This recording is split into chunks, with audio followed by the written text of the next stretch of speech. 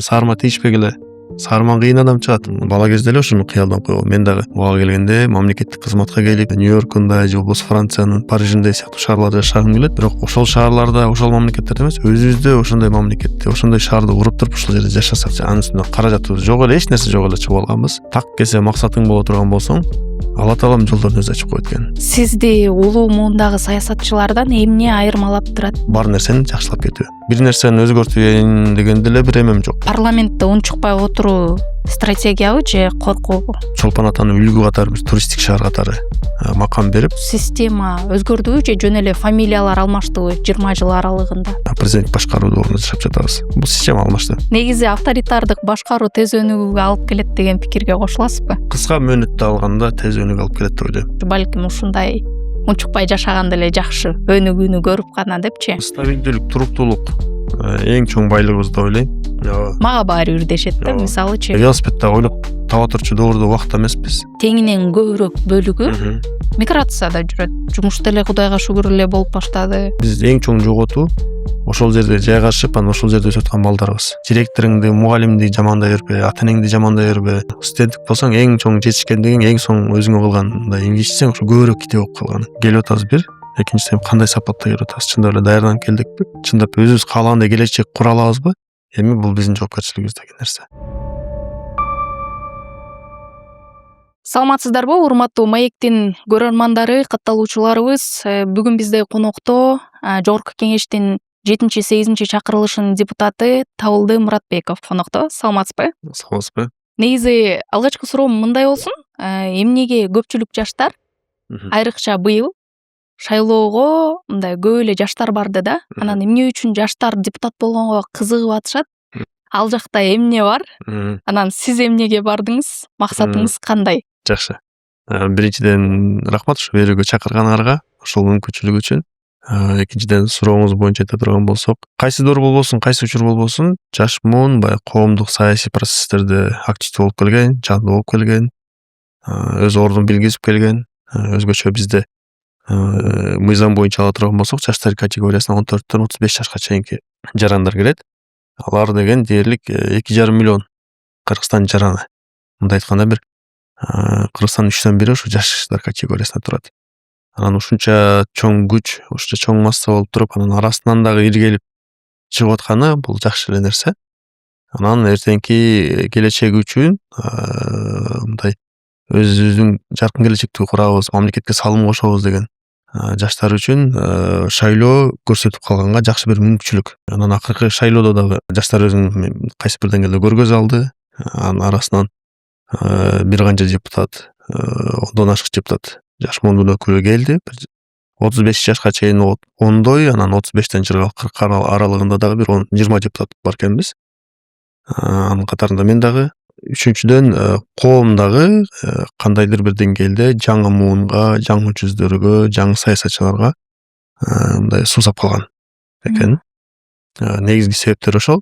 Анан жеке мен өзүм ушу саясатка аралашып калуумда, Жогорку Кеңешке депутат болуп, шайлоого катышканымда депутат болууга максаты бул мен бала кезде кыялдарым десем болот. Биринчи кезекте кандай кыял бул? Мамлекетке кызмат кылуу, иш жасап, тарых жасоо деген бир тилектер бар эле. Анткени өзүбүз тарых сабагында, кыргыз адабиятында, кыргыздын көрүнүктүү ишмерлеринин, мамлекеттик ишмерлери, тарыхый инсандарын окуганда алардын өмүр баяны ошо эл баккан, элдин адамы эле, мондай иштер жасаган деген көп нерселер айтылат да. Анан ошолорду окуп, биз бала кезде ошол нерсе менен өсүп калыптырмын. Анан бала кезде эле ушуну кыялдан койгом. Мен дагы буга келгенде мамлекеттик кызматка келип, мамлекеттик башкарууда болуп, ушу өз кызматыбызды кылабыз деген тилек болгон. Ошол жолдо тажрыйба алдык. Өзүм айыл өкмөттөн баштап, облустук администрация, агенттик, Жогорку Кеңеш сыяктуу бир катар жерлерде тажрыйба топтогонго жетиштим. Анан акыркы ошо 2 шайлоодо катышып, экөөндө тең Кудайга шүгүр мындай. Алла Таалам буйругу биринчиден жакшы натыйжа көрсөтүп, жеңүүчүлөрдүн катарында келдик. 7-чакырылышта албетте толук иштеген жокпуз, болгону акыркы бир ай 20 күн депутат болууга жетиштим. Бирок ошол убакыт аралыгында дагы колдон келген аракетибизди кылып, натыйжа көргөзгөнгө аракет кылып атып ошо. Анан кайра 8-чакырылыштагы шайлоодо катышып, берки иштегенибиз, анан шайлоодогу аракеттерибиз, команда, жаштар элдин колдоосу менен кайра шайланып келдик. Буюрса ошол мамлекетибизге кызмат кылалы, из калтыралы деген тилек студент кезде эле айтат элем. Мен деле Япониянын Токиосунда, Американын Нью-Йоркунда же болбосо Франциянын Парижинде сыяктуу шаарларда жашагым келет. Бирок ошол шаарларда, ошол мамлекеттерде эмес, өзүбүздө ошондой мамлекетте, ошондой шаарды куруп туруп ошол жерде жашасак деп. Анан биз баягы шылтоону башкага берип койсок боло берет экен. Президент кылбай атат, мамлекет жасабай атат, мектеп директору начар, университет билим бербейт депчи. Бирок антип койгону менен биздин келечек мындай жоопкерчилик өзүбүздөн алып коет экенбиз да, эртеңки күндө кайра эле ошол процесс болуп кетер экен. Андан көрчү өзүбүзгө жоопкерчиликке алалы, анан билим алалы, изденели, аракет кылалы деген натыйжасында ошо бүгүнкү күндө жогорку кеңешке депутат болуп келип аткан учурубуз. Албетте сизге ийгилик каалайбыз. Максаттарыңыз жакшы экен. Кыргызстаныбыз чын эле Япониянын Токиосундай болсун дегендей. Буюрса Кыргызстанда негизи саясатка таза жол менен кирсе болобу же мындай сөзсүз түрдө чоңдордон бата алыш керекпи? Чоңдордон дегенде эми саясат жагынан. Анан бул түшүнүк негизи эле эмнеден пайда болуп калды мындай?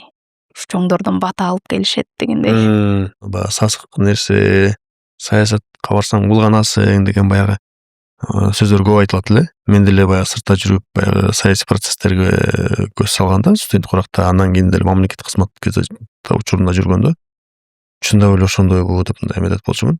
Бирок кайсы бир иш аракеттер көрүп, туура эмес нерсе окшойт деп коет элем. Маселе ошо баягы саясий процесстерде, саясий окуяларда эмес, ошол окуяларды ким жасап атканда экен. Чын-чынына келгенде саясат сонун эле нерсе экен. Саясат эмне? Бул сен мамлекетке кызмат кылууң, элдин көйгөйүн жеткизип, ошол максат өзүңдүн кайсы бир максатың болгон болсо, көздөгөн, кызмат кылам деген, өзгөрө алып келем деген, ошол максатыңа жетүүнүн бир жол жоболору, аракеттери, ошого жасаган иш аракетиң, кыймыл аракетиң, адамдар менен мамилең, ошол саясат экен.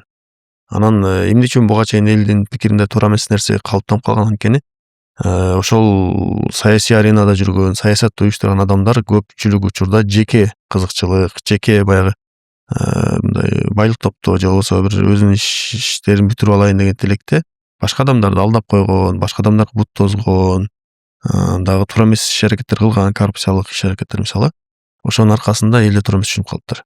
Анан мен өзүм аралашып көрүп, өзүм ушу жогорку кеңешке шайланып келүүдөгү жол жоболорун өзүмдүн тарыхымды деле карай турган болсом, жок, ак жол менен деле келсең болот экен. Ак эмгегиң менен, элдин батасы менен, эч бир адамды жамандабастан деле, эч бир адамга бут тозбостон деле, анан келгенден кийин деле мынакей так иштесең, ак иштесең деле болот экенин мен өз жашоо менен көрүп атам. Анан ушул аракетибиз аркылуу жаңы муундун, жаш муундун өкүлү катары менден кийинки келе турган саясатчыларга да кайсы бир деңгээлде үлгү көрсөтүп атат деп ойлойм. Анткени биз деген менде ошо баягы шайлоо процесси учурунда тургундар менен, шайлоочулар менен жолугушуп атканда айтып аттым. Биз жаңы маданият калыптандырабыз, жаңыча бир мындай Кыргызстанды куруунун жолдорун аракет кылабыз деген бир чакырыктар таштаганбыз. Кудайым буйрса ошол жолдо кетип атабыз. Бүгүнкү күндө деле жогорку кеңеш азыр негизи Кыргызстандагы акыркы окуялар болуп аткан процесстер бар. Ал жерде биз кайсы бир деңгээлде ичиндебиз, аралашып атабыз. Бирок ал болуп аткан учурда деле эч бир адам жамандабастан, бут тозбостон деле биз өз жолубузду, өз ишибизди кылып кетип атабыз. Мыйзам жазып атабыз, мисалы бир канча мыйзам долбоорлорун иштеп атабыз. Андан сырткары жаштар саясаты боюнча демилгелер көтөрүп атабыз. Тактап айтканда агенттик түзүү боюнча президентке чейин кирип чыкты. Андан сырткары кечээ гана мисалы төраган алдында жаштар кеңешин түзүү боюнча тескеме чыгып буюрса ишибиз башталды. Бүгүн бир чоң жыйыныбыз бар. Жаштарды колдой турган бир аянтча түзүү багытында. Андан сырткары жерлерде көйгөй маселелери боюнча мындай түз эле айтып, демилге сунуштарыбызды берип аткан учурубуз. Демек, саясат бул адамга жараша эле нерсе. Адам ниети, максаты кандай болсо, ошону туура колдонсо, туура максатты алып кетсе болот деген нерсе ойдойм да. Негизи эле ушул депутат болом деген чечимиңизге ким көбүрөөк таасир этти? Кимден таасирлендиңиз? Депутат болом деп өзүм жана айткандай эле бала кезде эле ошо бир мамлекеттик кызматта болуп, мисалы Жусуп Абдурахманов, Иманалы Айдарбеков, Төрөкул Айтматов сыяктуу 38-жылы репрессияга алган аталарыбыздын өмүр баянын окуп, ата бейитке көп барып, маркумдар үнү Бибира Кыдыралиева деген апа менен аябай жакын болдум. Ата бейтине чыккан себепчи болгон киши. ошолор менен жүрүп эле мындай менде да сезим болгон. Бул кишилер 26-30 жаш кураганда эле мамлекет түптөптүр. Мамлекетке кызматын кылган экен. Биз дагы ушул куракка келгенде албетте алар окшоп жан берип, Москвага кат жазып, биз өзүнчө мамлекет болушубуз керек деген сыяктуу иш жок. Бирок өзүбүздүн коомдук иштерибиз, билимибиз, мамлекеттик бир кызмат алган болсок, ошол жерде жакшы ишибиз менен алардын жолун улап кызмат кылалы деген бир иш аракетте жүрчүбүз. Ошол тилектер болчу. Анан конкреттүү депутат болом деген максатым 2-чи же 3-чү курсумда пайда болгон. Так эс айта турган болсом, 30 жашымда депутат болом деп өзүмө максат койгон. Анан баягы жакшы сөз бар, жаштын тилегин берет деген. Ушул жерде мүмкүнчүлүктөн дагы айтып коем. Жакшы нерсени кыялданып бериш керек. Кудайдан сураш керек, максат коюш керек, анан аракет кыла бериш керек. Натыйжасы сөзсүз болот. Мен да ошо 30 жашымда депутат болом деп кагазга жазып койгон экенмин студент курагымда. Айткандай эле 7-чи чакырылышта 1 ай 20 күн иштесем дагы ошол 30 курагымга туура келди. Кеч болду мындай. 31ге чыга элек убагымда жетишип калдык дегенде. Ошо бирок тилекке жеткизип коет экен Кудайым.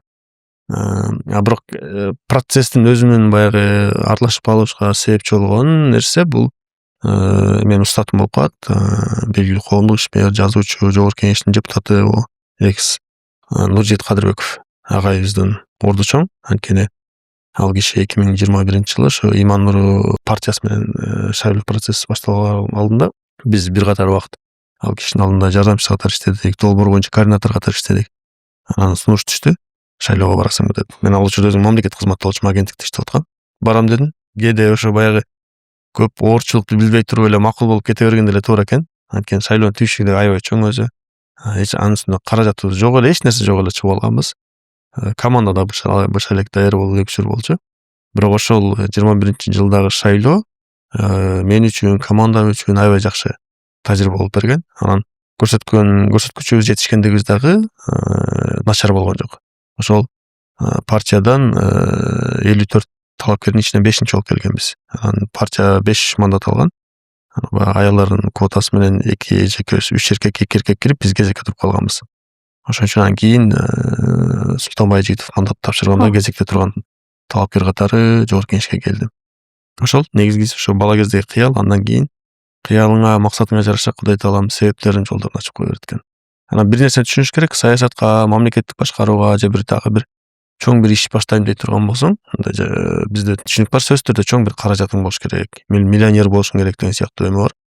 Кайсы бир учурда ошолор балким зарылдыр, бирок так кесе максатың боло турган болсоң, Алла Таалам жолдорун өзү ачып коет экен. Тескеринче акчасы барларды сага кызмат кылып коет экен, сага жардамчы кылып коет экен. Мен өзүм жеке жашоомдо көрдүм. Ошол биринчи шайлоодо деле эч кандай каражатым жок, мамлекет кызматтан эле бардым. Жанымда деле бир 2-3 бала жүрдү дегенде.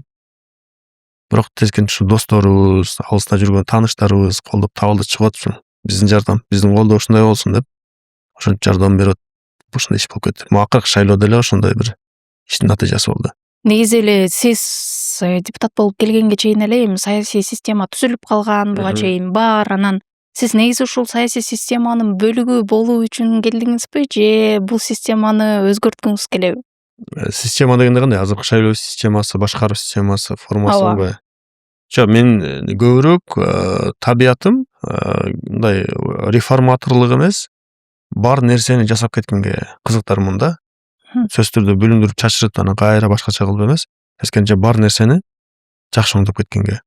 Маселен, өзү студент куракта эле, мисалы, Манас университетинде инсандык өнүгүү деген студент клубтар болчу. Ал жерге өзүм катышып жүрүп, анан улуттук университетте студентмин. 2 күндүн биринде Манастамын. Негизи улуттук университетте да бир жаштар саясатында, жаштарга мындай иш аракет ал кезде азыраак эле. Анан бир нерсе кылалы деп анан жаңы уюм түзсөкпү же ошо инсандык өнүгүүнү алып келсекпи деген олдо. Бар нерсени алып келели. Ошол системдүү түрдө иш улансын деп туруп, анан инсандык өнүгүүнү улуттук университетте баштаганбыз. Анан ошонун аркасында университетте өтө чоң бир иш чаралар өткөндө. Алы Туткучев, Жеңишбек Жумакадыр, Шайлоок Дишев сыяктуу, Сайдмурод Давлатов баштаган баягы чоң Роза Отунбаева ал кезде экс-президент болуп калган учур болчу. Жаштар менен жума сайын жолугушуулар болуп турат элек, чоң масштабтуу, чоң жыйындар залында, анан китеп конкурстар, интеллектуалдык оюндар. Ошол мисалы бар нерсени улантканда аракет болду. Кийин мен айыл өкмөттө мамлекет кызматта деле иштеп калдым. Андан деле ошо жетекчилер кандай иш баштап берген болсо мага чейин, ошол иштерди сапаттуу, мыкты деңгээлде алып кеткенге аракет кылдым. Анан бүгүнкү күндө деле жогорку кеңешке келип депутат болуп иштеп атканыбызда деле бир нерсени өзгөртөйүн деген деле бир эмем жок. Мындай реформа жасай деп. Белгилүү бир тармактар бар, реформа жасай турчу. Алар боюнча да мындай өзүнчө бир айтсам болот. Бирок негизинен иштеп аткан системаны жакшылап кетүү менин миссиям катары көрөм да. Бар нерсени жакшылап кетүү. Сизди улуу муундагы саясатчылардан эмне айырмалап турат деп ойлойсуз? Улуу муундагы саясатчылардан экс депутат болуп калды. 7-чакырылышта бир аз болсо да эметип калдык. Элмирза Ракевич Сатыбалдиев деген агабыз. Ошол киши мындай экөөбүздүн деле тааныштыгыбыз жок болчу. Ал кишини деле мен сырттан эле билет болчук го, депутат катары. Бирок жогорку кеңеште иштеп калганда мындай учурашканда ал киши айтат эле да. Ой, кандай келечек деп коет эле да. Кызык эле бир сөз. Ошол сыңарындай улуу муундан айырмаланткан нерсе бизде келечек. Бизде артыкчылык ошол го дейм. Анткени улуу муундагы саясатчылар албетте 5 жылдык, 10 жылдык бир саясий карьерасы алда тургандыр. Бирок бизде Кудайым өмүр берсе, Кудайым мүмкүнчүлүк берсе дагы көп жылдар бою ушу саясий аренада көп жакшы иштер жасаганга, мамлекет үчүн кызмат кылганга мүмкүнчүлүк бар деп ойлойм. Эми дагы экинчи нерсе биздеги жаштыгыбыз, жаштыкка жараша дымагыбыз, максимализм, анан мындай бир иш жасап калалы деген бир мүдө айырмаланып турат деп ойлойм. Жогорку кеңеште негизи депутаттар арасында жаш депутаттар үчүн кандайдыр бир иерархия барбы? Жок, андай деле жок экен. Жана айткандай эле бир 20дай жаш депутат барбыз, 40тан ылдый алганда.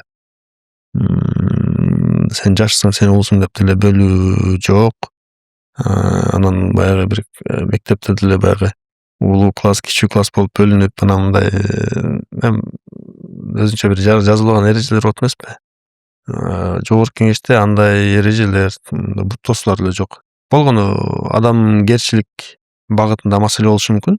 Эгерде жашпы, улуубу, мындай адамгерчилиги мыкты болсо, аны менен мамиле куруп кете беришет. Адамгерчилиги жакшы эмес болсо, анда мындай четтеп өзүнчө жүрүп калган моменттер болот да, айрым депутаттардын. Ошон үчүн иерархия бул адамгерчиликке байланыштуу катары көрөм. Сиз көпчүлүккө каршы ачык позиция кармай аласызбы? Эгерде мен өзүмдүн позициямды анык экенин билсем, кармай алам. Өзүңүз туура эмес деп эсептеген чечимге добуш берген учур болду эле? Туура эмес деген нерсеге добуш берген жок. Боло элек, бирок мен үчүн башкалар берип койгон учур болду. Азыр эми буюрса жанагы бармак менен добуш берүү системасын киргизебиз деген азыр иш аракеттер бар.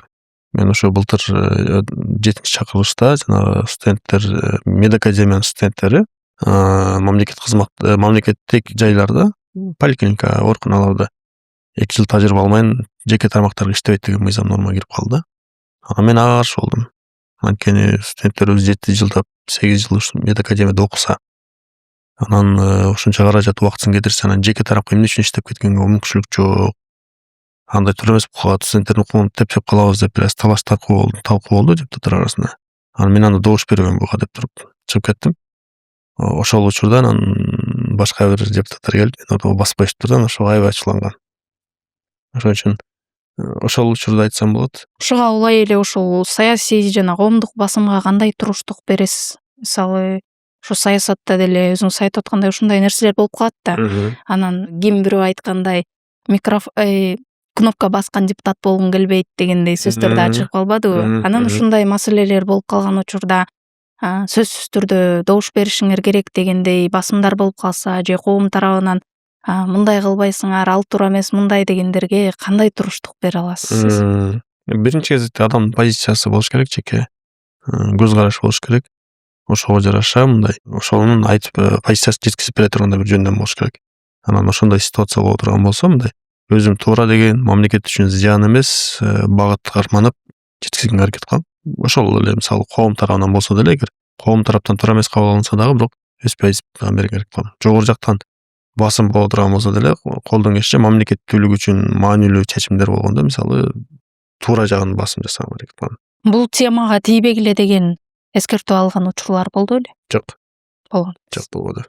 Парламентте унчукпай отуруу стратегиябы же коркуубу? Коркуу дейм. Коркуу. Анткени канча адамдын коркуу деп да айтпайм, жоопкерчиликсиздик десем туурараак болот. Анткени ошончо адамдын үмүт, ишеними менен келип алып, анан парламентте унчукпай отуруп алуу, бул баягы алган мойнуңдагы милдет, жоопкерчиликти аткарбай атканын белгиси катары. Болгону ошол айта кетчү нерсе, жогорку кеңешке негизи депутат болуп баргандардан деле мындай сүйлөгөндөрү чанда да. Мгм. Мисалы канча бир депутат болсо анын 5-6сы эле сүйлөп калат деген тема да. Бирок сизге келе турган болсок, сиз баргандан бери эле негизи көп эле трибунага чыгып Колдон атасыз. келишинче аракетибизди кылып атабыз.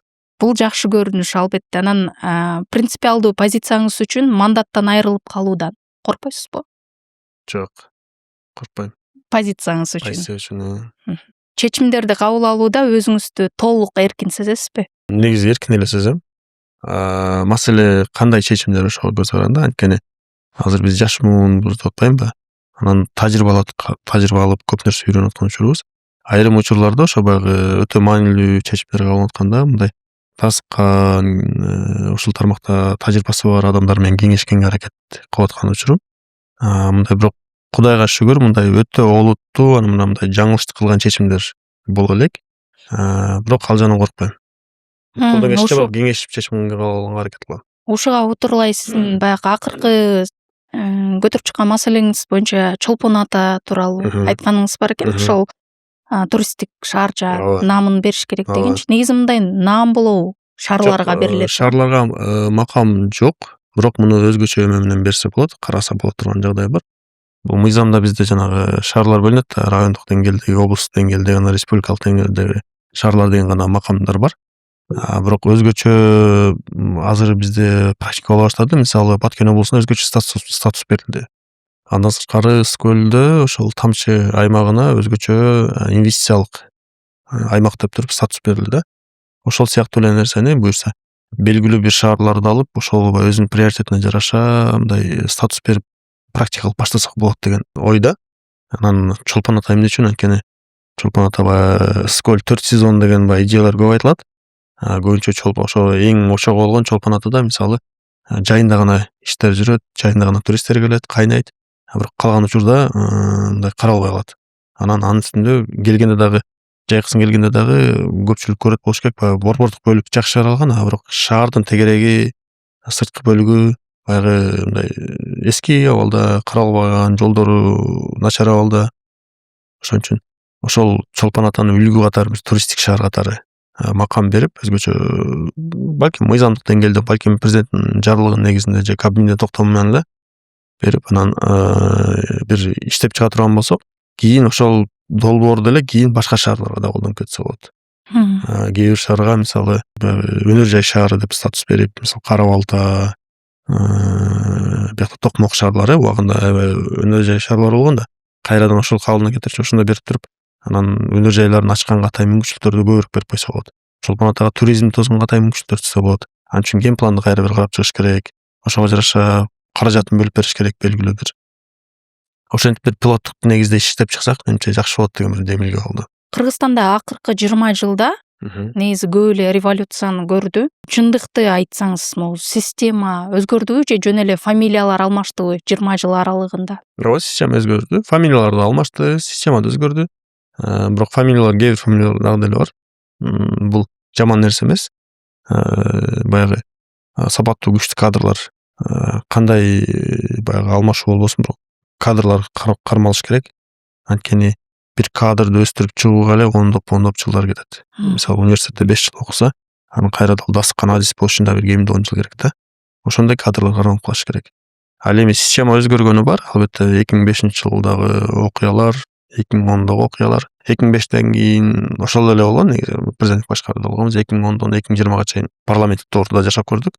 Анан 2020дан кийинки окуядан кийин мынакей күнгө чейин биз кайрадан президенттик башкаруу доорунда жашап жатабыз. Бул система алмашты. Бүгүн бийлик күчтүү, оппозиция алсыз. Бул туруктуулукпу же саясий баланстын жоктугу? Бул сурооңузга убакыт жооп бериш керек деп ойлойм, менимче. Дагы бир 3-4 жыл. Анткени азыркы учурда бийлик чындап айтканда күчтүү болду дагы. Ошого жараша конкреттүү иштер жасалып кетти. Реалдуу долбоорлор ишке ашты, мындай Кыргыз тарыхында, эгемендик тарыхыбызда болбой турган, жасалбаган бир масштабтуу иштер жүрүп кетти. Ошон үчүн бүгүнкү күндө мындай туруктуулук, системдүү иштер жүрүп аткан учуру. Анан баягы саясий баланс үчүн бүгүнкү күндө мындай оппозиция дагы өзүнүн ордун жоготту дагы. Анан бирок ушул нерсе уланып кете бер деш үчүн балким убакыт керек. Убакыт баасын берет деп ойлойм. Буга чейин ошол бизге келген коноктордон, саясатка тиешеси бар адамдардан мындай демократия деп сүйлөгөндө, демократия эмес, уже авторитардык эле башкарууга өтүп калдык биз деп ушундай айткан сөзү бар эле. Анан негизи авторитардык башкаруу тез өнүгүүгө алып келет деген пикирге кошуласызбы? Кыска мөөнөттө алганда тез өнүгүү алып келет деп ойлойм. Кыска мөөнөттө конкреттүү результаттар жасаганда авторитет башкаруу жакшы. А бирок узак мөөнөттүү өнүгүүнү каалай турган болсок, албетте демократия болуш керек. Анан убага келип деле мен баягы жеке пикиримде албетте коом өнүксөк, мамлекеттик башкаруу, туруктуулук, экономикабыз баары бир жансыл мындай ыңгайына келгенде, убага келгенде парламентаризм эң жакшы система деп ойлойм. Балансты кармап берген, туруктуулукту. А бирок мындай иретте эле болуш үчүн, ордордун табыш үчүн баягы башаламандык болуп кетти бизге. Баягы эгемендүүлүк алгандан баштап эле чалдык үйдө бир иш аракеттер жүрүп кеткен, ошонун аркасында башаламандык эме болду. А бирок ошолор иретте болуш үчүн бүгүнкү күндөгү баягы президент башкаруу орду маанилүү эле болуп атат. Бирок белгилүү бир убакыттан кийин кайра мындай баланска алып келишибиз шарт. Биздин келечектеги ишибиз ошол болот кылайм. Негизи парламент деп калдык, анан ошол парламент бүгүн реалдуу күчпү же формалдуу эле институтпу? Кайсыдыр болбосун, кайсы башкаруу болбосун, орду жогору бойдон кала берет. Маселен, ал жерде ошо иштеген адамдарга көз каранды. Эгерде биз күчтүү боло турган болсок, парламенттин орду чоң болот, президентпи ким болот эсептешет. Баягы президент башкаруу болсо делечи. Анан эми азыр жаңы шайланып келдик. Анан саясий окуялардагы өзүңүздөр көрүп аткан нерселер болуп атат. Азыр бир турукташып алгандан кийин анан балким өзүнүн ордубузду көргөзө турган убакыт болоттур. Негизи эле маек башталгандан бери айрым жерлеринде айтып деле атабыз акыркы окуялар боюнчачы. Анан негизи эле азыркы учурда жогорку кеңеште дейлиби, бийликте болуп жаткан өзгөрүүлөрдү бардыгыбыз эле байкап атабыз, коом байкап атат. Анан ушул боюнча сиз депутат катары эмне айта аласыз? Эмне болуп атат? Эмне күтүп атат Кыргызстанды? Эмне күтүп атканын мен деле так айта албайм. Бирок Кудайдан тилейм, мындай бир ушул болуп аткан окуялар эле бир жакшылыкка болсун депчи. Анан кандай процесстер болуп атканы боюнча эми жалпыбыз кабарыбыз бар. Баягы бааркы 75 адамдын катынан башталды. Официально. Ошондон баштап эле бийликте туура эмес максатты көздөгөн адамдар бар болчу деген эме менен бүгүнкү күндө министрликтерде депутаттардын арасында ошо баягы орун алмашуу, жылышуу процесси жүрүп атат. Эми ал кишилер кандай чечим кабыл атканын мен так билбейм. Мындай жеке деле байланышым жок. Баягы кетип аткан министр депутаттар менен сый мамиледе эле сырттан эле учурашып, мындай эмебизби, саламыбызды дегендей. Бирок арт жагында кандай чечимдер болгонун билбейм, бирок бул ошол окуялардын натыйжасы экени айдан ачык нерсе. Анан көпчүлүк депутаттардын дагы мандатын аркама арка тапшырып атканын байкап атабыз. Ооба. Анан бул эмнеден?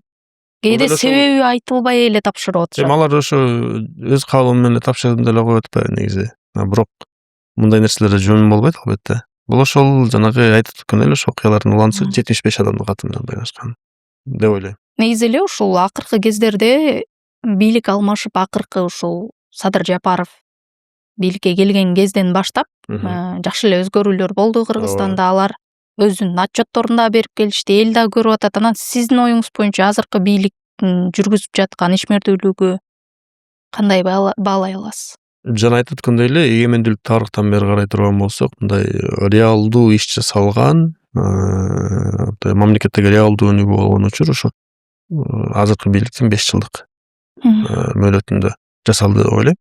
Бул жагынан ала турган болсок, мамлекет үчүн, мамлекеттеги бир туруктуулук өнүгүү үчүн жакшы бааны бериш керек. Бул жагынан ал кишилерге мындай рахмат айткандан башка эме жок. Узак мөөнөттү ала турган болсок, эми башкаруу формасы мындан ары кандай алып келет, ошого жараша көз каранды. Тактап айтканда бир авторитет бир кездерде Өмүрбек Текебаев эңкей болуп кол чаап каласыңар деп айтты эле. Ал деңгээлде эмеспи, Кудай сактасын. Бирок ал деңгээлге да жетпешибиз керек негизи. Биз да эми келечектин ээлери катары ал жолго барбайбыз деп ишенем. Биздин деле андай мүддөбүз, максатыбыз жок мисалы. Эң жакшы өнүгүү бул туруктуу өнүгүү, бул мамлекетте баардык баланстар сакталган учурда. Парламент өз ордунда, президент өз ордунда, министрлер өз ордунда, коом да өз ордунда кете тургандай, мындай баланс болгондо. Өзү негизи эле мамлекетте стабилдүүлүк болсо, чын эле өнүгүүгө баягы жол кыскараак болобу?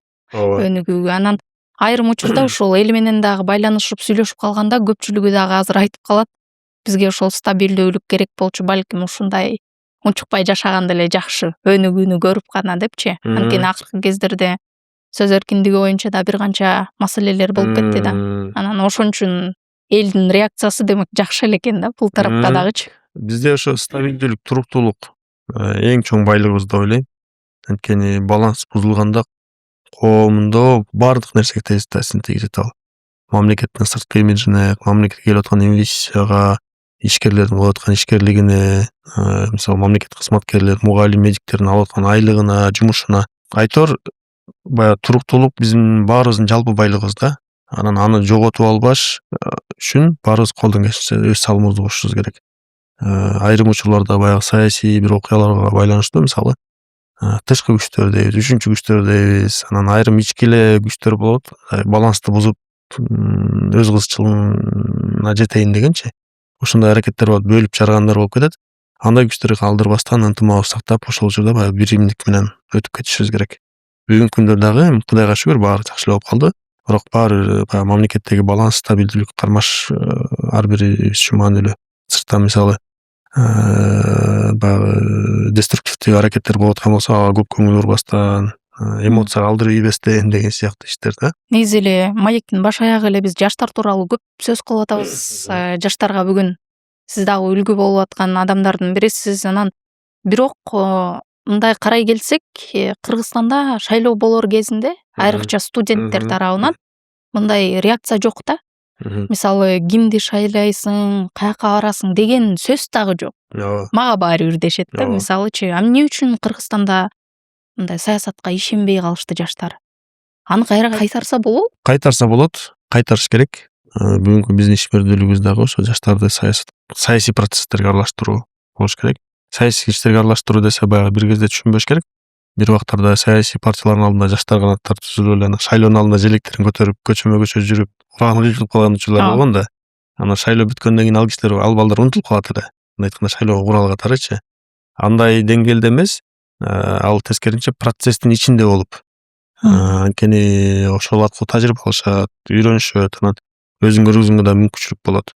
Анан жаштардын баягы баардыгы бирок толугу менен баягы саясатчы болуп кетсин дегенден да калысмын. Белгилүү ушул бөлүгү бир саясий процесске аралашса, белгилүү бир ишкерлик боюнча, белгилүү бир бөлүгү өзүнүн баягы билим берүү тармагында же дагы башка мамлекеттик кызмат багытында кетсе, менимче туура эле болот. Анан бүгүнкү күндө мындай саясий активдүүлүк бир аз эмес жакшы, мындай төмөн, жакшы эле төмөн болуп калды. Аны жандандырыш керек. Мисалы айтып өткөн жана 2,5 миллиондун 1,7 миллион болуш керек эле шайлоочу. 27% ошо жаштар шайлоочулар түзөт да. Шайлоочулардын 27%-ын түзөт. Бирок активность аябай төмөн. Бул боюнча ошо баягы түшүнүшүбүз керек. Шайлоого катышуу дагы бул жарандык биринчи кезекте милдетибиз. Экинчи кезекте өзүбүздүн позициябызды билдирип атканыбыз, үчүнчүдөн эртеңки күнү ошол шайланып бара турган болсо, моралдык жактан ошол кишилер алдында, мисалы жаштар алдында дейин, жоопкер. Анан биз ошо жаш муун катары, мисалы мен бирөөгө добуш берген болсом, эртеңки күнү андай кишиден талап калам. Белгилүү бир чечимдерди, белгилүү бир иш аракеттерди жасагангачы, мисалы. Ошол жаштар аралашыш керек негизи.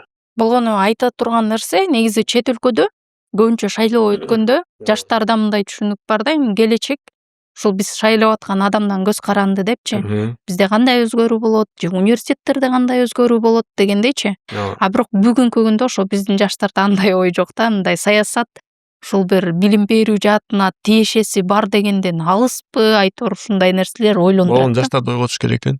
Мисалы мен жогорку кеңешке депутат болуп келип шайлансам да, жаштардын орду аябай чоң. Эң чоң күч жаштар болуп берди.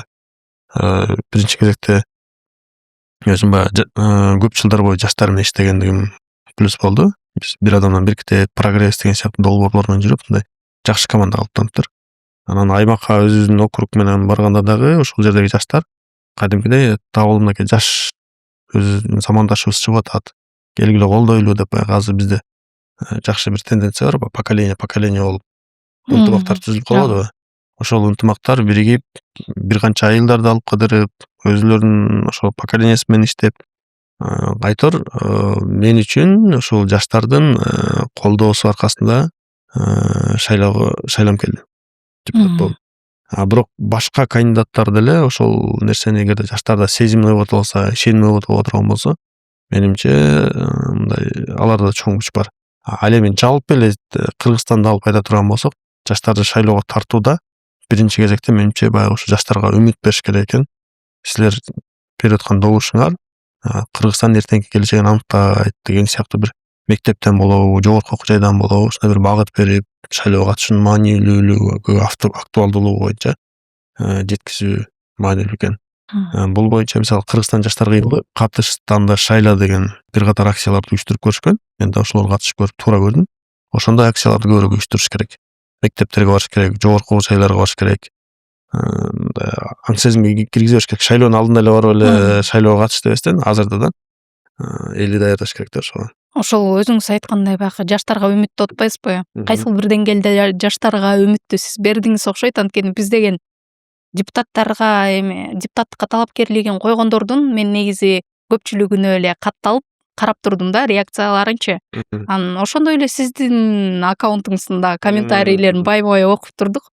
Ким кандай реакция кылып атат, кимде кайсыл курактагылар депчи. Мага ушул нерсе кызык болду да, негизи шайлоого кимдер барып атат, кимдер катышып атат. Анан ошо сиздикинде чын эле жаштар басымдуулук кылды. Анан жаштар үчүн сөздөн тышкары кандай реалдуу иш жасалды? Айтып кеткендей эле мен жогорку кеңешке депутат болуп келгичекти бир катар иштер жасап келгенбиз. Долбоорлорду ишке ашты. Ошол менимче жаштар үчүн бир жакшы дем болду деп ойлойм. Салымыбыз. Экинчиден жогорку кеңешке келгенден баштап бир катар демилге сунуштар көтөрүп атабыз. Тактап айтканда ошо агенттик түзүү боюнча демилгебиз бар. Элестетиңиз. Бүгүнкү күндө Кыргызстандагы 2,5 миллион жаштардын баягы саясатын аларга багыт берүү, аларды колдоо деген сыяктуу иш-аракет жүргүзгөн Маданият министрлигинин алдында тиешелүү башкарма бар. Ал жерде 7 адам иштейт. 7 адам мындай айтканда жаштардын саясатына, жаштардын тагдырына байланышкан иш-аракеттер жүргүзөт деген нерсе да. Биз ошол демилгени көтөрүүдөн мурун мисалы коңшу мамлекеттерге карап көрөлүк. Өзбекстанды карап көрсөк, өзүнчө чоң бир агенттик бар экен. Казакстанда комитет бар экен, жаштар жана үй бүлө комитети. Россияда Росмолодежь деп чоң бир кыймыл бар экен. Ал жерде мисалы бюджеттери дагы, штаттык бирдиктери дагы аябай чоң да. Азербайжанда өзүнчө министрлик бар экен. Анан баягы институционалдык деңгээлде эң эле төмөн деңгээлде калган ошо бир Кыргызстанда. Мындай айтканда жаштарга конкреттүү мындай мамлекеттик системдүү колдоо жүрбөй атат экен да. Ошону жоюш үчүн деп биз ошо агенттик түзүү боюнча демилге көтөрдүк.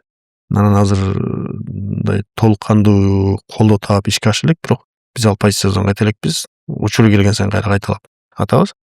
Бул бир. Экинчиден кечээ гана жогорку кеңештин жыйындарында ошо төрөгага демилге кылганбыз. Төрөганын алдында жаштар кеңешин түзөлү деп. Ал эмне кеңеш? Ал ошо жаштар менен жогорку кеңештин депутаттары менен анан жаш муунду бириктирген бир аянтча. Ал жерде жергиликтүү кеңештин депутаттары бар, Кыргызстан боюнча бир квота кылып киргизебиз. Жашкерлер бар, жаштар уюмдары бар, мугалимдер, педагог медиктер, ар бир тармак боюнча ошо квота кылып киргизген атабыз.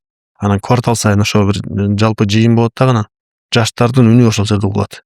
Ошол демилгелер, көйгөйлөр, сунуштар ошол жерде талкууланат да, анан депутаттар мисалы өзгө маселелер катар кабыл алабыз да, анан тиешелүү тармактарга көтөрүп чыкканга мүмкүнчүлүк болот. Анан жыйындарга ошол тиешелүү министрликтерди да чакыртып катыштырып, жаштардын пикири менен да эсептешкенге бир аянтча түзүп берип атабыз.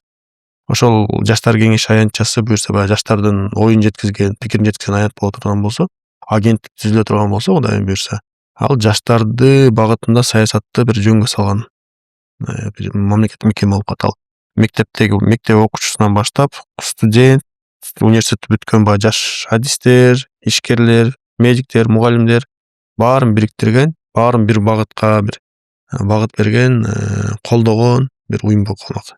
Керек болсо мисалы айылдагы жаштар багы жер иштетем деп турган болсо, стартап долбоор жаза турган болсо, жаш агроном деп белгилүү бир каражат бөлүп, мамлекеттик кызматка кирем дегендер болсо, аларды бир программа менен даярдап, мамлекеттик кызматка киргизип, анан баягы студенттердин арасындагы уюмдарды бириктирип, бир багытта долбоорлорду уюштуруп, иш-аракеттерди мисалы. Мектептер бул багытында болсо, мектеп парламенттери бар. Мектеп парламенттерин бириктирип, аларга системдүү жалпы программа берип, жалпы райондун ичинде мектептерди жарыштырып, мындай иш алып барса болот да. Болгон азыр мисалы мектеп өзүнчө, жогорку окуу жай өзүнчө, анан министрликтер бар го деш мүмкүн кээ бир адам. Албетте мисалы билим берүү тармагын караган бүгүнкү күндө агартуу министрлиги иштейт. Агартуу министрлигинин иш аракети көбүрөөк баягы билим берүү багытында эле. Мектеп методикасы иштеп берүү, программасы иштеп берүү, мугалимдерди даярдоо, алардын айлыгын төлөө деген сыяктуу иш аракет. Бирок конкреттүү окуучуларды өнүктүрүү, алардын баягы иш аракеттерин бириктирүү багытында мектеп парламенттери деген мындай системасы бар. Бирок алардын ишмердүүлүгүн көзөмөлдөбөйт. Билбейм, ага убактысы эле жетпесе керек деп ойлойм да. Бирок ошол иш аракеттерди коомдук чөйрөгө аралаштырууну агенттик уюштуруп кетмек. Ошол эле нерсени университеттерде да уюштурса болот. Андан сырткары университет бүткөн жаштарды топтоп ал багытта да бир иштер кылса болот. Анан биз баягы велосипедде ойлоп таба турчу доордо убакта эмеспиз. Коңшу мамлекеттердеги иш аракеттерди карап эле ошол жерлерден жакшы нерсени үйрөнсөк болот. Андан сырткары ушу жалпы республикалык тестирлөө, билим берүү тармагында маселелер сыяктуу бир катар демилге сунуштарыбызды көтөрүп атабыз, ошол салымыбыз деп ойлойм. Негизи билим берүү министрлиги деле бар деп атпайсызбы, мисалы, бирок алар менен биз мисалы университетке билим берүү министринен келишкенде, министрликтен делечи алар менен байланыш баары бир болбойт да.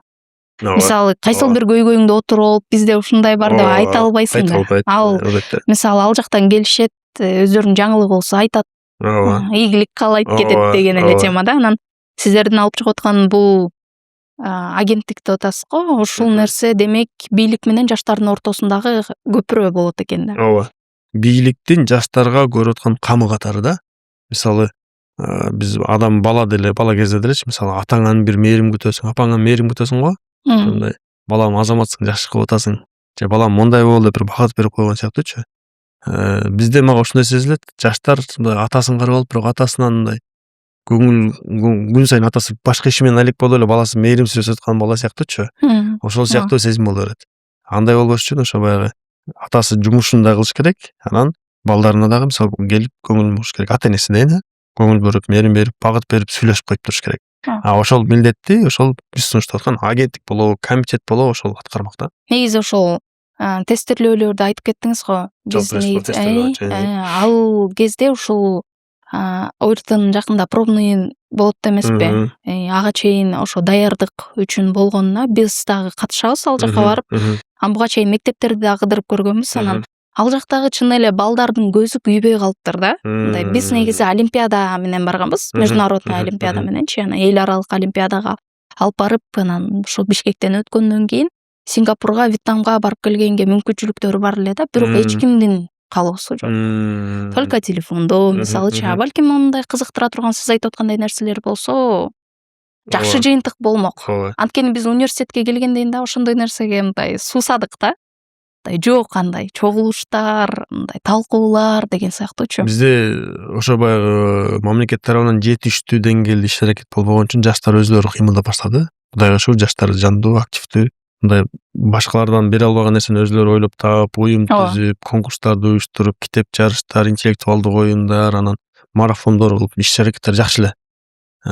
Бирок ал баягы система болбогон үчүн бир жерде жакшы болушу мүмкүн, бирок башка жерде иштелбей аткан, каралбай калган болушу мүмкүн да. Ошон үчүн колдон келиши системдүү кылыш керек. Мисалы, президенттик стипендия деген нерсе бар го. Кыргызстанда мындай иштеген бир жана студенттердин кандай десем ичинде мындай сезим болот го, ушундай алдыга лидер болсом дегенче, ошонусун жандырып турган бир эле ушул нерсе бар. Ал дагы эми университеттерде тандалып, эжейлерден өтүп дегендей ошондой нерселер бар. Бирок мындан тышкары айтып өткөнүңүздөй баягы мыкты студент дегендерди өткөрүп атышпайбы, атайын уюмдарды түзүп алыпчы. Ушундай нерселер балким керек да. Мисалы, ошондой мыкты студентке катышып көрдүк, могу Салымбеков уюштурган. Анан ал жакта катышып атканда биздеги студенттердин көпчүлүгү эмне кереги бар мунун дегендей реакция кылышты да. Демек бул көнбөгөндүк да. Мындай нерсенин жоктугу. Анан конкурстарды дагы, ушундай бир таймаштарды дагы күчөтсө жакшыраак жыйынтык болот беле деген ойда. Бул нерсени эмнеге айтып атам, баары бир сиз деген баягы жаштардын үнүн уга турган адам катарычы. Бул нерсе керек экен. Анан студенттерде ушул Бишкекте да, Оштордо биз билбейбиз. Сиз айтмакчы, башка региондордо балким андай нерсе жок. Бишкекте мисалы акыл таймаш деп атайын өстөр уюштуруп алып эле топ болуп жарышат да, бирок ал системалуу түрдө жок да. Мисалы акыл ордо деген сыяктуу нерселерчи мамлекеттик деңгээлде. мындай нерселерди кылуу менен баягы жаштарды тартууга мүмкүнчүлүк болот да. Биз айтып атпаймынбы жанакы международный олимпиадага чакырдык депчи. Ошол кезде жаштар олимпиаданы айтсаң ии койгулачы деп койду да. Анан бирок кезинде мынтип белектерин айта келсең көздөрү жана түшөт экен да. Демек студенттерге дагы ушундай жарыштарды өткөрүп аркасына жакшы бир нерселерди коюп койсо, белектерди балким тартылат. Сөз тартылат. Элементардуу түрдө биз мисалы айылдарда китеп конкурстары көп уюштурдук да. Райондук деңгээлде, облустук деңгээлде. Анан окуучулар китеп окубайт дейбиз, балдар китеп окубай калды дейбиз, бирок китеп конкурсу уюштуруп туруп байгеси мондай десең, бир китепти 10дон ашык окуп чыккандар бар. 6, 7, 8 жолу кайталап окугандар бар. Анан эми баягы китепти деле бир дамына болгон адам таштап койбойт да эми. Ошентип китеп окутуп кетсе болот. Мисалы конкурс аркылуу да. Студенттер арасында деле ошондой. Бир гана китеп окутуп эмес, ошол эле билим жаатында жалпы таймаштарды уюштуруп алып кетсе болот. Анан жаштарга жөн гана багыт бериш керек, анан мотивация бериш керек. Калган жаштар өзүлөрү кылып кете берет. Биз мисалы бир мисал айтайынбызбы, бир адамдан бир китеп долбоору. Ооба. Биз ушу долбоорду баштап атканда биринчи Нарын облусунун Актал районунун Коштөбө айылында Бакай Акылбек Фелгансмой досторубуз өзүнүн айылында уюштуруп баштады. Көрдүк, сонун болот экен. Демек жаштар өзү жасасак болот экен дедик. Андан кийин ошону системага салдык да, анан бүт республикага жайылып баштадык. Ошол жаштардын аракети менен бүгүнкү күндө бир 400гө чукул жерде китепкана жаңыланды. Баягы эл аралык уюмдар же мамлекеттен бюджеттен каражат бөлүнбөстөн эле жаштар өзүлөрү иш кылып койду. Демек жаштарга баягы кеңеш берип, багыт берип койсоң эле иш кылгындата берет. Болгон аларга бир аз дух бериш керек да. Колуңан келет, сен жасайсың. Келечекте мындай киши болосуң деп. Мисалы мага деле бала кезде таятам айтып атышат. Менин балама тийишпегиле депчи, мен таятамдын колунда өсүп калып, мен сарым деп койчу. Мен сарыма тийишпегиле. Сарыман кыйын адам чыгат. Мындай деп койсо, мен ошо эметип калышы менен кулагыма да сиңип калыптыр. Азыркыга чейин ошол нерсе баягы мен ошо сары баламан кыйын эме чыгат деген нерсе дагы деле мага дем күч да. Ошол сыяктуу эле мектептерге барып деле мектепти бүтүп кеткен окуучулар, студенттер болобу, мамлекеттик кызматта, бизнесте жүрөбү, барып окуучуларга силер кыйынсыңар, силердин колуңардан келет, силер келечексиңер, билим алышыңар керек, бийик максат коюшуңар керек деп кулактарына куя бере турган болсок, алар дагы эртеңки күнү чындап эле ошого ишенип, ошол ишти жасап коет. Бүгүнкү күндө мен жогорку кеңешке депутат болуп келишим деле ошол кайсы бир деңгээлде. Агайлардын, улуу кишилердин берген баягы насааттарды айткан сөздөрү. Буга дагы бир мисал айтайын. Баягы чоң ата чоң эненин колунда өскөн балдар аябай мыкты көбүрөөк чыгат турбайбы? Анткени алар жүрүп чоң ата чоң энеси кулагына куя берет экен. Анан бала деле тажайт бир убакта. Бирок куя берет анан кийин кайсы бир жашоого келип этаптан өткөндө ошол нерселер кайрадан эсине келе баштайт экен да. Ошол анан багыт берип, кеңеш болуп жашоосуна жакшы жардам тиет экен. Ошон үчүн баягы жакшы ишти кыла бериш керек, кеңештерди айта бериш керек, мектепке жакын болуш керек деп айтат элем. Тыйындын эки тарабы бар, медалдын эки тарабы бар дейлиби?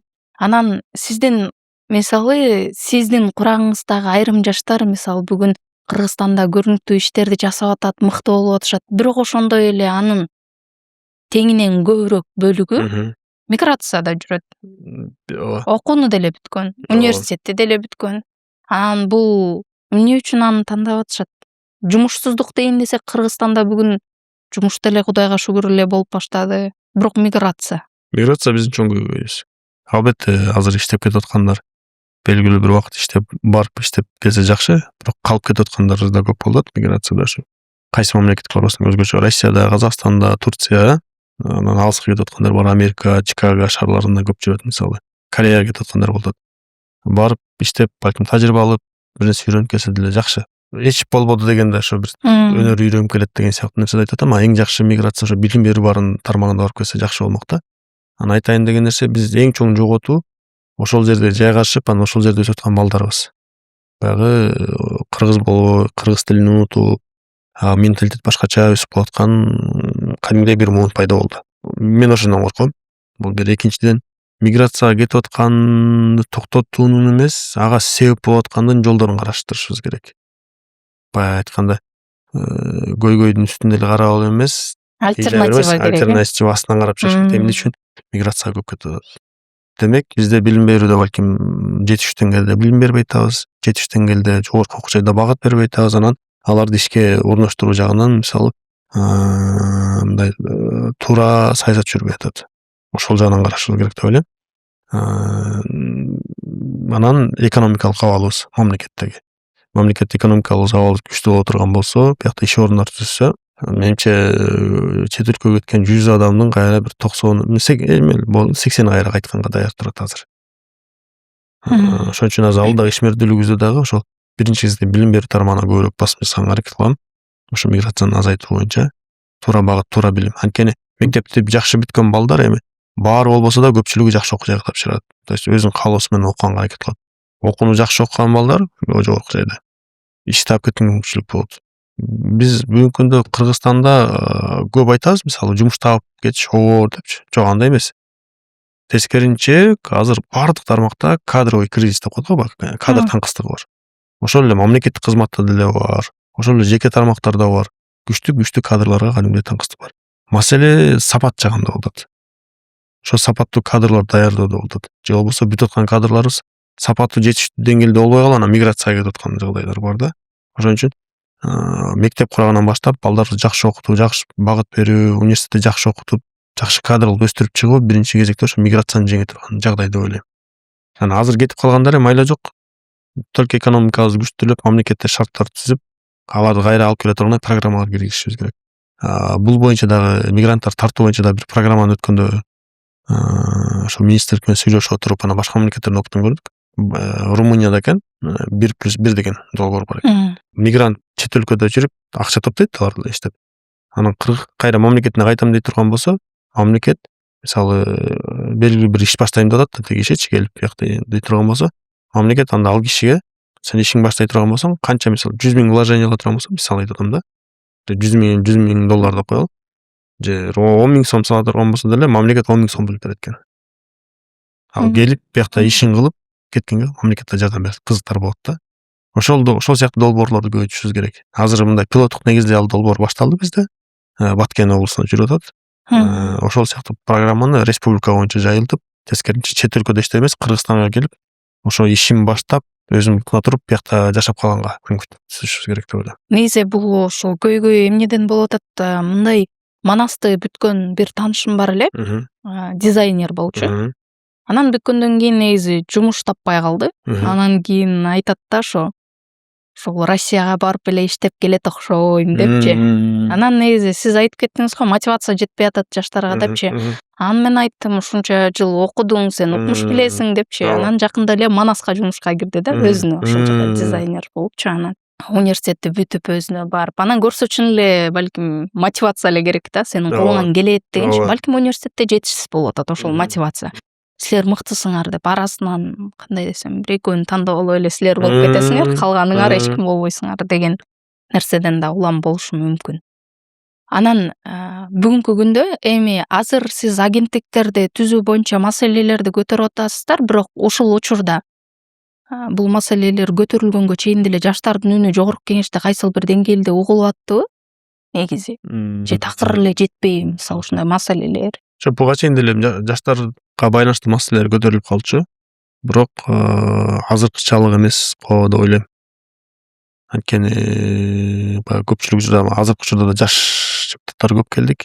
Бир экинчиден мамлекет тарабынан да жаштарга көбүрөөк жол ачылып баштагандай, акыркы окуяларды көрүп атасыңар, дайындоолор, төрагабыз деле кайсы бир дегенде жаш муундан бир аз өтүп калган киши, анын орун басарлары деле жаштар келди. Болот Ибрагимов деле мындай жаштар категориясына бир аз өткөн киши. Медералиев деле жаш, Майкебиз деле жаш. Жылдыз Талайбек кызы деле мынакей, бул деле ошо акыркы учурдагы бир жаштарга өзгөчө көңүл бурулуп аткан белгиси катары ойлойм. Бул жакшы нерсе. Бирок дагы бир жагы бар, эске алып коюш нерсе. Эми ошол жаштар кызматка барып аткан, жогорку кеңешке келип аткан, дагы бир жерде дайындалып аткан жаштар жакшы иштеп беришибиз керек.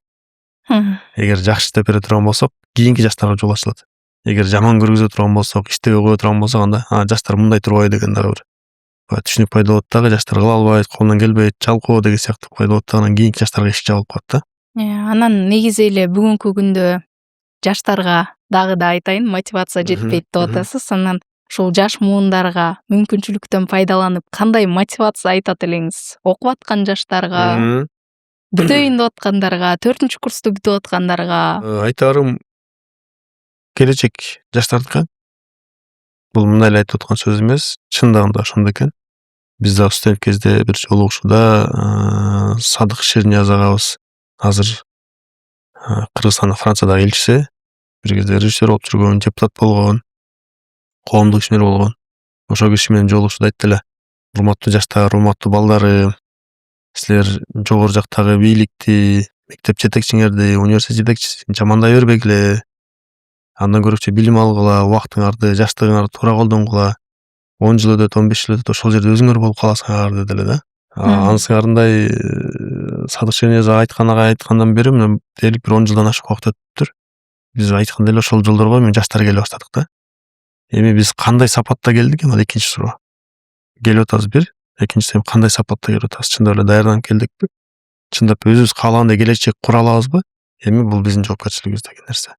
Анан мен карындаш инилериме дагы айта турган нерсе, бийликти, президентти, министрлер, депутаттарды, анан университетте окусаң, ректоруңду, мектепте окусаң, директоруңду, мугалимди жамандай бербе, ата-энеңди жамандай бербе, шарт түзүп берди дебе. Тескеринче азыр колуңда кандай бар мүмкүнчүлүк болсо, ошол мүмкүнчүлүктү туура пайдаланып алдыга умтул. Максат кой.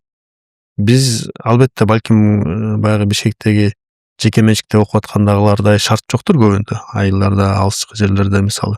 Бирок азыр мектепте окуп атканың, үстүндө кийими барың, китептериң жетиштүү болуп атканы бул өзү чоң бир бакыт, чоң бир жетишкендик, чоң бир мүмкүнчүлүк. Ошол мүмкүнчүлүктү туура колдонуп, келечекке умтулуш керек. Анткени азыр ушу мектепке жете албай аткан адамдар канча. Кыргызстандан сырт карай атам, башка мамлекеттерде. Же кийим таппай аткандар канча, мисалы мектепке барыш үчүн элечи. Ошон үчүн ата-эне мектеп түзүп берген шарт ал ийгилик жаратканга жетиштүү. Анан кийин бир 10 жыл, 15 жыл өткөндөн кийин келечегин кура албай кала турган болсо, жаман жашап кала турган болсо, үй бүлө курса, үй бүлөсүн бага албай атса, же баласына жакшы тарбия бере албай аткан болсо, кайсы бир адам мисалы жараныбыз. Ал күнөөлүү болгон нерсе мамлекет, мектеп, директор, айыл өкмөт башчы, аким же башка дагы бир жетекчилер эмес, эң биринчи кезекте жоопкерчилик өзүндө. Ошон үчүн жоопкерчиликти алыш керек. Азыр мектеп окуучусунун эң биринчи милдети мектеп кураганда мектепти жакшы окуш керек, жакшы билим алыш керек. Көбүрөөк китеп окуп калыш керек. Болду. Башка иштер ал экинчи, үчүнчү пландагы нерсе. Достору менен жүрүү, топ ойноо, анан отурушка баруу же болбосо дагы башка короо жумуш, башка жумуштар дагы бар да, айылда мисалы. Алар экинчи, үчүнчү иштер. Бирок биринчи кезекте мектепте жакшы окуп калыш керек. Студентке университетке студент болуп келдиңби? Биринчи милдетиң ошол кайсы багыт тармак кармаган болсоң, тандаган болсоң, ошол тармактын мыкты адиси болуп чыгышың керек. Болду. Чогулуш, отуруш, жолугушуу дегендер ал 4, 5, 6, 7-милер. Убактың жетишсе. Ошон үчүн баягы приоритеттерди аныктап, убакытты туура пайдаланып калыш керек. Бул баягы адам өмүрү деле жыл мезгилине окшоштуруп коем. Азыр жаштык бирок бул жаз мезгили. Жазында эмне кылыш керек? Жер айдап, бир мөмө отургузуп калыш керек. Үрөн себеп кылыш керек. Анан мээнет кыласың, анан күзүндө түшүмүн көрөсүң. Ошол сыяктуу эле жаштык куракта билим алып калыш керек, баягы үрөн сепкендей эле. Анан өзүң үстүнөн иштей турган болсоң, калган өмүрүң жакшы кетет, күзүндө түшүмүн аласың. Баягы өмүрүң бир белгилүү убакыт келгенде мээнетиң өзүң көрөсүң. Жакшы ийгилик жаратасың, жакшы ата-эне болосуң, жакшы кызматта болосуң, жакшы чөйрөдө болосуң.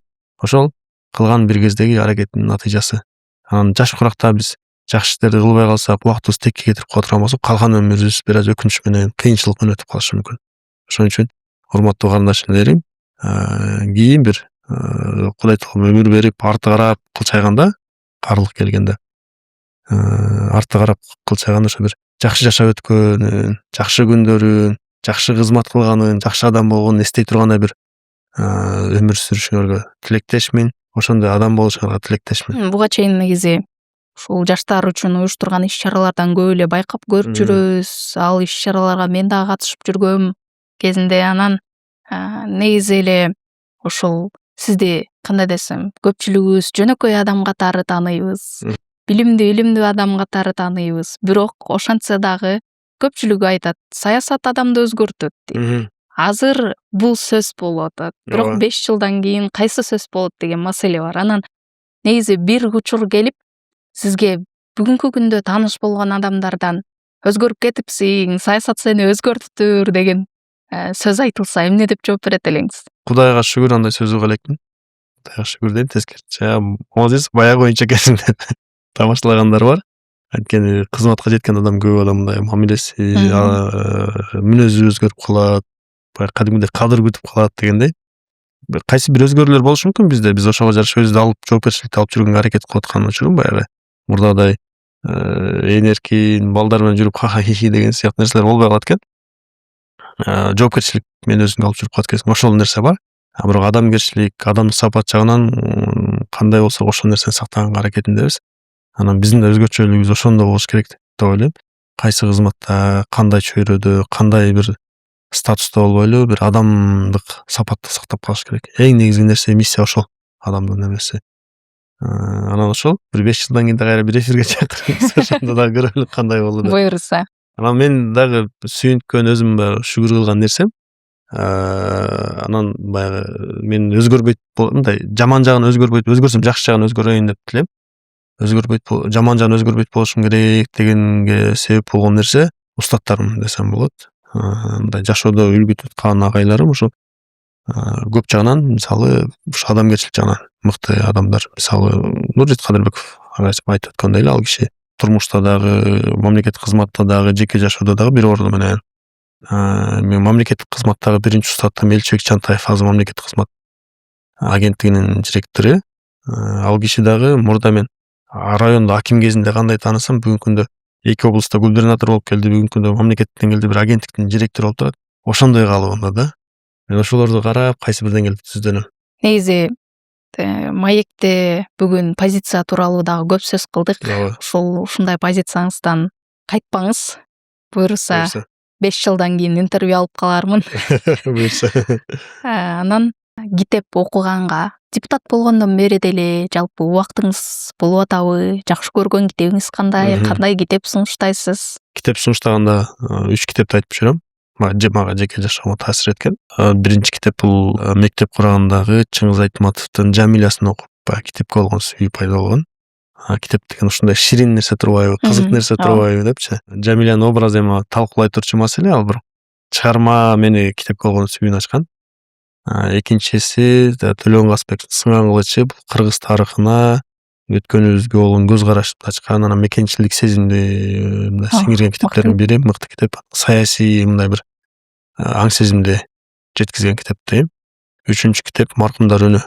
Көчкөн Сактановдун кооператив өмүр баяны аркылуу кыргыз интеллигенциясынын басып өткөн жолун, кыйынчылыктарын, бүгүнкү биз жашап аткан мамлекет кандай келгендигин бир көргөзгөн китептердин бири. Ошол китептер мага бир чоң таасир эткен китептер катары айтам.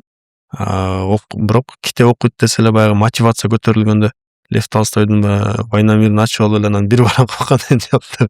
Же Сынган кылычты окуп туруп анан баягы архаизм сөздөр, көөнө сөздөрдү окуп алып бай түшүнбөй эткенди жаап койгон учурлар болот да. Китеп окуганда деле ошо биринчи кезекте баягы тамак жегенде биринчи тамак, экинчи тамак салаттан баштайсың да мисалы. Ошол сыяктуу жеңилиңден башташ керек албетте. Мындай көп окубай жүрүп бир окуганда жеңил китеп окуп, анан кийин акырындык менен чоң китептерге, романдарга өтсө болот. Ошон үчүн жеңил китептерден, аңгемелерден башташ керек деп ойлоп кеңеш берем. Мисалы эң жакшы китеп катары китепке киргизе турган бул Мамбетхан Ибраевдин эмне үчүн китеп окушубуз керек деген китеби. Жакшы бир эме болуп калды, энциклопедиялык сыяктуу. Китеп окуунун пайдалары, маанилери, жолдору, түрлөрү деген сыяктуу. Андан башка да анан көп аңгемелерибиз бар. Ошолорду окуш керек. Анан бүгүнкү күндө дагы акын жазуучулар Кудайга шүгүр мындай жандануу бар. Жаштар арасында кайсы бир деңгээлде китеп окуп багытында дагы жандануулар бар. Ошого түрткү болгон коомдук долбоорлор себеп болду деп ойлойм. Анан китеп окуган коом баары бир мындай китеп окуган коомдон жогору турат. Китеп окуган адам китеп окубаган адамдан жогору турат. Мейли ал окубаган адам бай болсун, чоң болсун, бирок китеп окуган адамдын мындай өзүнүн алып жүрүүсү, сүйлөгөнү, орду коомдогу таасири бийик болот да. Ошон үчүн китеп окуган адамдардан болушубуз керек деп айтам. Коомдон ошондой коом болушубуз керек. Анан жеке өзүм тууралуу айта турган болсом, чындап мамлекеттик кызматка келгени баягы жеке өнүгүү тармагында убактым кадимгидей кыскарды. Анан жогорку кеңешке мен өзүм 5 жыл айыл өкмөттөн баштап облустук администрация көп кызматтарда жүрүп калдым. Ошондо убактым тар болуп калды. Жогорку кеңешке келгенде бир аз өзүбүзгө караганга бир аз мүмкүнчүлүк түзүлдү. Азыр бир канча китепти баштап коюп, бирок бүтүрбөй аткан учурум. Анан ушул жерден дагы мен кеңеш катары айтам. Карындаш индериме, студенттерге, окуучуларга кийин силердин өмүрүңөр кайсы бир этапка келгенде, биздин куракка келгенде, саморазвитие, өзүн өзү өнүктүрүү, китеп окуу жаатында кадимгидей мүмкүнчүлүктөр азайып калат. эми кээ бирлер өтө мыктылары өзгөчөлөрүн окуп изденгендер болушу мүмкүн, андайлар көп болсун дейт. Бирок көпчүлүк учурда азайып калат. Ошон үчүн окуучу болсоң, эң чоң ишиң, эң чоң жетишкендиң көп китеп окуп калганы. Студенттик болсоң, эң чоң жетишкендигиң, эң соң өзүңө кылган мындай инвестицияң ошо көбүрөөк китеп окуп калганы. Ошон үчүн көбүрөөк китеп окуп калгыла деп чакырам. Акыркы суроолор мындай болсун: адам баласы эмне үчүн жашайт? Сиз эмне үчүн жашап атасыз? Адам баласы эми эгер эми биз Кыргызстандын канча дээрлик 90% мусулманбыз дейбизби? Мусулманчылыкты карманган адамдарда бул суроого жооп берүү жеңил. Адам баласы эмне үчүн жашайт? Бир келген жашоо сыноо жашоо, бир келген жашоодо жараткандын ыраазычылыгын таап кетүү деген миссия болот. Мен дагы ошол миссияны кармангандардамын. Бир келген сыноо жашоодо жакшы иш кылып, жараткандын өкүм кылган нерселерин аткарып, тыйгандан тыйылып, анан кылган коомдогу жакшы амал аракеттерибиз аркылуу, сооптуу иштерибиз аркылуу жараткандын ыраазычылыгын таап, түбөлүктүү жашоодо баягы Алла Таала убада кылган бейиштик болсок деген бир максат мүдөө менен да. Бактылуулук сиз үчүн эмне? Сиз бактылуусузбу? Бактылуулук мен үчүн шүгүр келтирүү, колдо бар нерсеге. Мен бактылуумун. Анткени мындай көңүлүмдө токчулук, мындай кылып аткан өзүмдүн ишимди билем, бараткан максатым бар экен, каякта экенин билем. Бактылуумун да. Эми бизде мындай блиц суроолор бар. Тез жооп бериш керек. Кыска, Кыска жооптор. Саясат кызматпы же мүмкүнчүлүкпү? Мүмкүнчүлүк. Кыргыз саясатындагы эң мыкты саясатчы сиздин оюңуз боюнча? Баары Өмүрбек Текебаев болуп калат деп ойлойм. Бирок мен үчүн үлгү болгон бул Мыктыбек Абдылдаев. Жаштык күчпү же тажрыйбасыздыкпы? Күч. Коркуу барбы? Бар. Мандатпы же абийирби? Абийир. Система өзгөрөбү? Зарылчылык болсо. Кыргызстандагы эң мыкты президент? Эгерде мындай конкреттүү реалдуу иштер менен ала турган болсок, акыркы 5 жылдагы иштери үчүн Садыр Жапаров. Өзүңүзгө жакпаган 3 сапат? Бала кезимден уйку жагмай күчтүү. Ошол биринчи кемчилигим катары көрөм. Бирок бул да артыкчылык да болуп берет экен. Анткени уйкуң жакшы болсо ишиң жеңил жүрөт. Мындай ыныксырап жүрө бербейсиң. Ошол нерсе акыркы учурда ошо көп китеп окубай калганымды кемчилик сапатым катары кабыл алсам болот. Үчүнчүсү кемчилик катары да айтышым мүмкүн, бирок артыкчылык болушу мүмкүн. Бул адамдарга кек сактай албайм. Мага зыян келсе, бут тосса дагы, ачууланам, башка сөз айтса деле мындай эметишим мүмкүн, бирок учуру келгенде жөн эле кечирип коем. Ал адамга кайра жооп кылбайм, зыян бербейм да. Мындай бир чети бир караганда кемчилик сапат, экинчи чети артыкчылык болуп калышы мүмкүн. Соц тармак пиарбы же диалогбу? Диалог дагы, пиар дагы. Көбүрөөк мен үчүн диалог. Кийинки 5 жылга прогноз. Калган багыт ушул нукта эле кетет деген ойдомун. Өлкө жетекчиси кайра шайланып келип, баштаган иштерин улантып, дагы бир топ дагы иштер мындай жасалышына үмүт кылам. Анан өлкөдө эң негизгиси үмүтүм, тилегим, каалоом туруктуулук, өнүгүү. Негизи маектин башында айтпай кетиптирмин. Бизде негизи ошондой келген коноктор биздин комментаторлордон жакшы комментарий жазган комментарий көп жактыруу белги топтосо, ошол комментаторго белек алып келмек. Ал кандай белек болот? Мага чакырып атканда айтышкан белек боюнча, анан азыр башка жерде келатканыма байланыштуу ала келбедим, бирок эң жакшы белек бул китеп деп билем. Ошон үчүн бир комментарийге эмес, 3 жакшы комментарийге менден 3 жакшы китеп белек болсун. Анан өзүм ушу жогорку кеңеште кабыл алып тапшырып коюнга даярмын. Аны бирок силер өзүңөр аныктап беришиңер керек. Керемет. Буюрса, убакыт белгиленет. Ошол убакыт аралыгында топтогон жактыруусу боюнча биз аныктап анан сизге байланышабыз. Анан мындан тышкары келген конок кийин бизге кандай конок келишин айтыш керек болот. Анан бир суроо. Ал конокко Сиз тарабынан бир суроо. Кайсыл конокту бул жактан көргүңүз келет? Мен азыр жогорку кеңеште жакшы сырдаш, мындай өзүмө кайсы бир деңгээлде үлгү болуп аткан инсандардын бири катары кечээ вице-спикер, биринчи орун басар болуп шайланды. Медералиев агабыз келип маектешип кетсе жакшы болмок деп ойлойм. Анан кайсы суроо? Медералиев агабызга суроо. Эми суроолор болсо экөөбүз жанашып отурабыз да чогучу. Азыр башка жакка кетип калдым албетте. көп суроолордун жанынан эле сурап алат элем. Анан ал кишиден сурайт турчу нерсе мамлекетибиздин баягы өнүгүүсү үчүн ал киши сунуштаган формула, сунуштар кандай? Анан өзү жасап атабы же анан өзү жасабаса дагы башкалар жасашы керек болгон кеңештер сурап койсоңуздар болот. Буюрса, баягы башка жерде бүтүрүп эле коюшат, бирок мен сизге эркин микрофон берейин. Анткени эл менен байланыш үчүн айрым учурда убакыт жетпей калат. Ошон үчүн коомчулукка кайрыла турган сөзүңүз болсо айтсаңыз болот бул камерага. Мен күчтүү жаштарга кайрылайын. Урматтуу келечек ээлери, урматтуу жаштар. Кайсы бир мамлекеттин келечегин көргүң келсе, жаштарына кара деп көп айтабыз. Бул жөн гана куру сөз эмес, бул чындык. Силердин, биздин деңгээлибизге, аракетибизге жараша өлкө келечеги өлкөбүздүн келечеги аныкталат. Ошон үчүн ушул жоопкерчиликти алып татыктуу баралы дейт элем. Окуучу болуңуз, студент болуңуз, ошол убактыңызды туура пайдаланыңыз. Келечекке жакшы максаттарды коюңуз, Кудайдан сураңыз. Ал келечекте ишке аша турган нерселер. Анан жашоодо баягы биз каалабай калган нерселер болушу мүмкүн. Ошол учурда бардык нерсени жакшылыкка жорутуп коюп, алдыга умтула берүүнү өтүнөм. Мамлекет бизге Кудай Таала тарабынан берилген чоң аманат.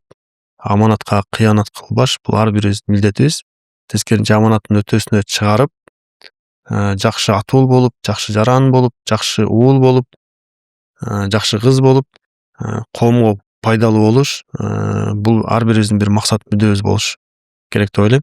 Ошон үчүн келгиле, кең келечек, жаркын келечек үчүн ар бирибиз умтулалы, ошого салымыбызды кошолу. Салым десе чоң элестетпеш керек. Чоң бир иш, идеяларды, чоң бир иштер жасап ийүү дагы маанилүү эмес. Жөнөкөй гана окуучу болсоң окууңду жакшы оку, студент болсоң жакшы билим ал, жакшы адис бол. Мамлекеттик кызматта, жеке ишкерликте болсоң, ошол тармагыңда ишиңди мыкты кыл. Ошол кылып аткан иштер мамлекеттин өнүгүүсүнө салым деп билем. Ошол өлкөбүз өнүксүн, жакын келечекте көрүшөлү. Рахмат. Негизи сизге терең ыраазычылык билдиребиз. Бардык нерсеге жооп берем деп келип бердиңиз. Бул үчүн сизге терең ыраазычылык билдиребиз. Албетте депутаттардын негизи эле колу бошобойт. Бирок бош убакытта келдиңиз. Бул үчүн сизге ыраазычылык билдиребиз.